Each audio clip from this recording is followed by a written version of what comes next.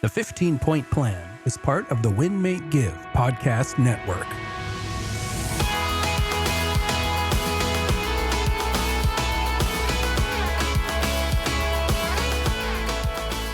Welcome to the 15-Point Plan podcast. Chad Himes here with, well, I'm not here with Jolene today. Normally, she's sitting across the room from me, yet Jolene is a little under the weather and we said stay away. That's right. She had a fever. We didn't want anything to do with it. So Jolene, on behalf of the 15-Point Plan audience, get well soon. We know that you'll kick it quickly due to the high health levels that you have. Yet, folks, I am not here alone today. Nope, I've got a special guest that's joining me from the other side of Washington State. That's right. There's three sides to Washington State, if you didn't know. There's the north, where we are, northwest, where we are. There's the east side of the state. See, the whole east side just gets lumped together. And then there's the south. And the south part of Washington State is where Jacqueline Smith is located. She's down there, and I'm going to explain in a moment why she's here. Jacqueline, welcome to the 15-Point Plan. Thanks, Chad. Thanks for having me. We brought you on today because, well, Dave, our wonderful producer, behind the scenes guy, said to me, no, Chad, you're not doing monologue. I said, okay, fine. So who should we bring on to join me for today's episode? And we said it was you. Why did we select Jacqueline, for those of you who are out there? Because she's listened to every single episode. Okay, she's not the only one of you who's maybe listened to every single episode, yet she's listened to every single episode multiple times. Yet she's not only someone who's listened to every episode multiple times, she's someone who truly believes in the 15-Point Plan and started a Facebook group for people to come together and post their accountability every single day about how they're doing on the 15-Point Plan. Jacqueline, if somebody's listening wants to join that group, not facebook.com/group/win-make-give, where we have the big overall conversations, if somebody wants more accountability to the 15-Point Plan, what's the Facebook group they should be joining? It's 15-Point Plan for Life. Got it. All right. So 15-Point Plan for Life. Go search for it on Facebook. Ask to join in. Don't join if you're not gonna play. Right? We've got a handful of people in there who every single day, what are they doing to live up to their 15-Point Plan commitment, Jacqueline? They are posting their scores, their 15 points every day, and they are also posting their assessment of their mood and energy level, and we score that out of 10. So if you listen to the first episode, you guys did a great job providing an overview of the 15-Point Plan, and we are just posting in there as a form of accountability so that we make sure that we don't just secretly stop doing it. You know, starts with 1 day and then starts with 2 days and then 2 weeks. And then soon enough, you're in a rut again, right? Absolutely. And it's a great group. A lot of people there for support. I saw you actually asked a question I think it was either last night or maybe it was today. You had missed on your hobby. You were asking the group about some help for hobbies. And even you who's running the group, everybody else was jumping in. I saw one really great answer, and I don't know who to give credit to off the top of my head.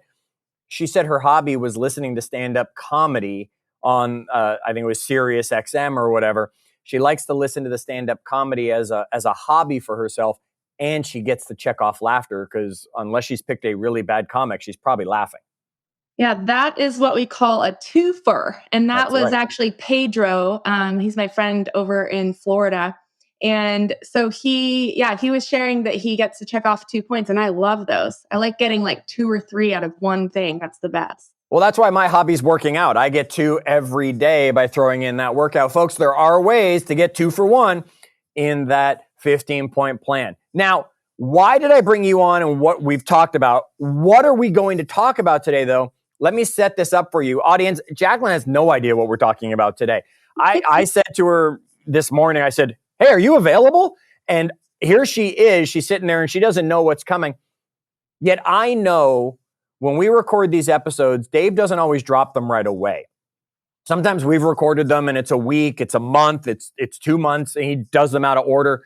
He does it how they belong as we're recording. Yet I do know that he's told me that he's going to be dropping this episode next week, which means it's the beginning of January, which means 2022 has just started. Now, I have an issue with the beginning of January. I'm going to tell everybody out there, New Year's Eve to me is hands down the holiday I would cancel if you could cancel any holiday. Now, there's two reasons for it. Oh, yeah, without doubt, Jacqueline. I'll tell you. Two reasons for it. One, completely psychological. When I was younger, my parents were divorced.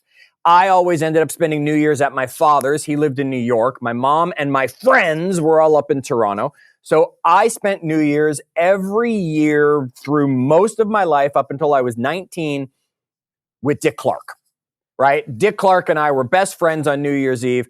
That was it. That was the excitement. I have some great memories of maybe a year or two with some cousins. Yet overall, I always thought New Year's Eve was a big disappointment because I never got to spend it with anybody and have the fun. The second reason is this. I am a big believer in we have to have a reason to set goals, to make change. Doesn't have to be on a specific day. I could wake up tomorrow and say, I'm going to be a better person because, or, hey, my doctor said, Chad, get into the gym because, whatever those reasons are. Yet going from December 31st to January 1st to me is a complete joke. And so many people set goals to start their year off, Jacqueline, that resolutions fail, which is a fancy word for a goal. A resolution fails because they really didn't have a reason behind it other than it's a new year. So to me, there needs to be purpose. Yeah, I saw this funny meme, and because this year New Year's Day landed on a Saturday, and I think it was on Saturday or Sunday, and it said, "Shout out to all the people that have already failed at their New Year's resolution, and they've decided to put it off until Monday," right? Yep, makes a lot of sense. We'll always find the excuses and the reasons. So I want to talk to our audience about goal setting because these are my beliefs. They might not be our audience's beliefs. Some of them might believe, no, January 1st, I have to wait for January 1st. No, I believe if you want to start on December 12th, start on December 12th and get a head start. If you want to start on January 18th, wait till January 18th and get yourself going if there's a reason for it. Yet people are setting goals right now. And I wanted to get somebody else's opinion on this. You set goals. I know you set goals. Talk to our audience about how you set goals, because maybe one of them is going to connect with your method of setting goals for a new year or a new plan ahead. So I set goals, based on the end that I want to achieve. So I begin with the end in mind. So my goals are usually strategic steps that I want to take to get to my maybe 3-5 year and beyond goals. Okay. So, and it depends on what part of my life. I guess I should preface that too. For me, I used to be a very healthy, fit person, and I've kind of let that go over the years. And I'm on a journey to get back to, being that person. And so I can't say that I've been on this journey for 5 years of, a health journey, and I'm working towards, some big conclusion that's going to happen in a few years. I don't know. It's a new thing to me, and I'm back on the horse, so to speak. My business goals and my financial goals, I would say I set them further out. And I do my business planning and financial planning with my husband. We do that in the fall. Okay, so you actually did it in the fall, planning for the year. You don't wait for New Year's Eve to say, okay, now here we go for the new year. You've already started, mainly because what we know is actions that we take in October, November, and December usually bring results in any industry come January, February, March, so you get a head start on those. Right. Exactly. Okay. So what I hear, and I just want to clarify, you do set long-term goals. You set 3 to 5 year and someday goals as your goal setting. Right. I know how much I need to retire, right? The way that I want to be able to live and retire and do things like help my parents and my family. So I have all of those things laid out. And then I know, the steps that I need to take in order to get to that point. So that's usually what I'm basing my goals on each year is where do I want to go, right? Not just in 2022, but where do I need to be at the end of the year and next year in order to retire comfortably and be able to take care of the people that I love. How do you break your goals down? Do you then take that, hey, I know how much I need to retire to be able to do all this stuff, Do you then break it down to where do I need to be by the end of 2022, since that's the year we're talking about? Do you break it down all the way to here's where I need to be by the end of the first quarter of 2022? Here's where I need to be by the end of January of 22. How close do you bring that goal to today? Yeah, I do have, I kind of call them sprints in a way. So I look at the quarter and I think, okay, like the first quarter of the year for me, I know you hate New Year's, but for me, that's the best time that I know that I can be most consistent and committed with my health. And I want to do something above and beyond, like a sprint. Last year, I did the 75 hard program, which I know you have opinions about that because you have Yeah, opinions I got on everything. opinions on everything, That's what I right? said. You know, opinions on everything. So I did 75 hard last year. This year, I'm starting I started a new program, and it's a 4-month program. Oh, it's the no pack to six pack. You can Yes. talk about that openly here Okay, because okay. we had Jackson Bloor on as a guest, Yes. which is where I found Jackson through Tonal to bring him on as a guest, where he talked me into going through his no pack to six pack. I got to tell you, I got 3 weeks left about the time of this recording. And folks, I've got abs. That's right. And I was able to talk you into leaning into that exact same program. Oh yeah, we got no shame plugging Jackson here. His program's been awesome. So you break those down to sprints for yourself, knowing though that the sprint isn't the finish line. The Correct. sprint is just a part of the marathon you're running. Right. Okay. I like little, like shorter term challenges. Like in the fall, I did, 30 days with no spending, like other than, essentials like groceries or whatever, no additional spending. I just like to have these little challenges for myself, almost like gamifying, my goals and the habits, I guess, that I need to take. And there's certain things that I just don't feel are sustainable. Like I could not live 75 hard. I could not live that forever, but I can do anything for 75 days. I would not want to feel so restricted where I'm not spending anything. Counting every penny. I don't think that that's not how I want to live my life, but I can do that for 30 days and I can, right, save for a vacation or just have the fun and the accomplishment of saving that for 30 days. I love that. I like sprints, I like contests, I like challenges that are shorter term, but that are in alignment with my long-term goals. So a challenge can be a contest with yourself. Yeah. Okay. Absolutely. I really like that. So audience, I'm going to challenge each and every one of you listening. Go set yourself a first quarter sprint challenge, right? Or hey, if 90 days, a quarter there, and we're already into it by the time you're listening to this, if that's too far, just like Jacqueline said, what can you do for 30? What can you do just till the end of January if you're listening to this as we drop it? Maybe you're not listening to this till March or April. Okay. What can you do for 30 days or the remainder of the month we're in just to say, I can avoid Amazon for those 30 days and see how much money I can save, or challenge myself financially, or hey, I can cut out carbs. That's not a good thing, right?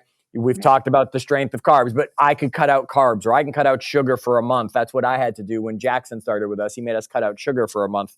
Woo! I'll tell you, I could sustain that though. I learned actually having gone through it. All right, I want to put you on the spot. We like to keep our episodes short, as you know, so I don't want to talk too much. You've told us that you've jumped into Jackson's coaching program, so we know you have a physical goal here to get abs in the next 16 weeks, which is what his program is here for. And I wish you luck, and I'll be watching and making sure to hold you accountable to it. Give me another goal that you're willing to share with our audience that you're working on in 2022. Maybe it's a sprint, maybe it's a year-long goal and there's a sprint involved with it you can share, but give us another one of the goals you've set before yourself. Well, for business-wise, we have a goal as a team to sell 500 homes this year. So that would be another one. We also, my husband and I, have a goal to purchase an investment property this year. And so there's certain things we have to do in order to be able to achieve that. So those are Give a me couple some of those steps. I'm gonna just put you right on the spot.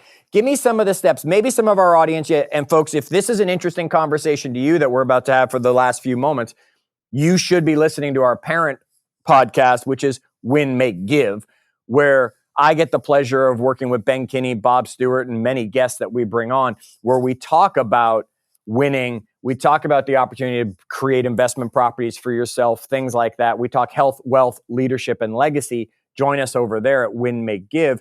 Yet give us a few steps towards the ultimate goal of another investment property this year. What are some of those sprints along the way that you're going to run, Jacqueline? Well, an example would be my husband. I mean, he would buy all the properties, right? I'm a little more risk adverse. So what makes me feel comfortable going forward with another investment is my reserves. So before we move forward with the purchase of an investment property, I would like my reserves to be at a certain point, right? Sure. In order to have reserves for that property. So that's just one example. Okay. Another example of a step would be, I don't really care about selling 500 homes. 500 homes means nothing to me. Where that number comes from is the people that I already have in my world that I love and care about and want to see them achieve their goals. It's a combination of their goals. And then I really love helping people and changing lives. So I have a certain number of people that I want to add to my world and help them change their life and build wealth, just like I've been able to do through Win, Make, Give and, Ben's partnership and all of that. So it's, then I have to find those people, right? So those are a couple of examples of steps that lead me to my ultimate goal. That's awesome. Folks, I'm going to recommend to you, if you're a listener here, you're probably someone who likes to grow. You're probably somebody who likes to learn. This has nothing to do with health. This is to do with everything. If you've never read The 12-Week Year, go get it, right? It's hands down probably one of my favorite books that's out there, where it's really broken down to don't set annual goals, set quarterly goals, because annual goals, we always say to ourselves, I have time to fix it. I have time to fix it. I learned that lesson. I wanted to be at a single digit body fat percentage before I turned 50. When I turned 49, I said, I've got a year. When I was halfway there, I said, I still got 6 months. And I waited until 6 weeks before my birthday to really take the commitment seriously and do something, because we push our goals as late as we possibly can, thinking we have time to recover. Don't do it, folks. Go read The 12-Week Year. We'll definitely talk about that concept many more times. Jacqueline, one more time, give me a plug for the Facebook group if they really want to lean into the 15-point plan. Where should they go and join so they can find some friendly accountability? Go on Facebook and search 15 point plan for life. I don't think there's any other groups like it. So I don't think there's any group like it out there. And I will tell you, folks, Jolene and I are both members of this group. We might not be posting our 15-point accountability, yet we are definitely helping you achieve your 15-point plan accountability. That's what we're here for. Jacqueline, I appreciate you sharing some of your goals, your thoughts on goals. We appreciate what you're doing for that Facebook group. We want to thank you for taking the time on the spur of the moment and joining me here today to talk goals for our audience. Folks, we hope this episode ups your energy and takes you to the next level.